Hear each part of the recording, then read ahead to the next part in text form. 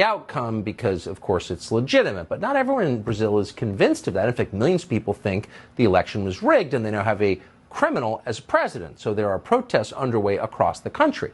There are reports tonight from investigative journalist Matt Turman that the Brazilian military stands with the incumbent president, Jair Bolsonaro.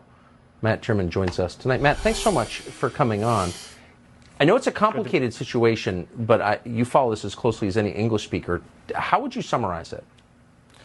Well, you're right. It is a complicated situation. We are in day 29 of mass protests in Brazil, a democratic country with free elections. And we're talking not tens of thousands or hundreds of thousands, but millions. And what looks to be, when all said and done, will be tens of millions. This is the largest democratic protest in possibly human history. And the global media is crickets on this. It is totally being memory holed in real time. But the people are very clear. They do not want to be led by a convicted criminal. And recall, Lula da Silva was convicted in 3 separate courts of 12 charges by 19 judges unanimously, not Bolsonaro appointees. This was years before Bolsonaro.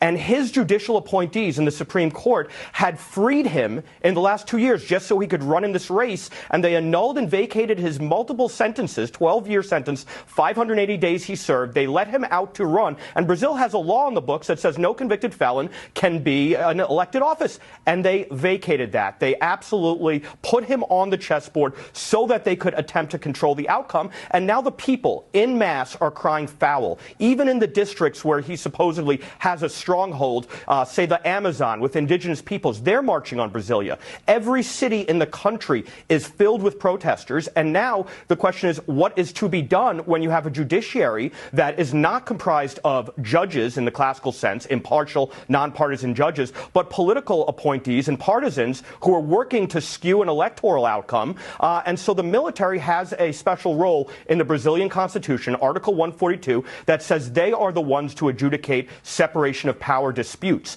And it looks like this will be coming to a head. Amazing. And of course, da Silva would be a willing servant of China.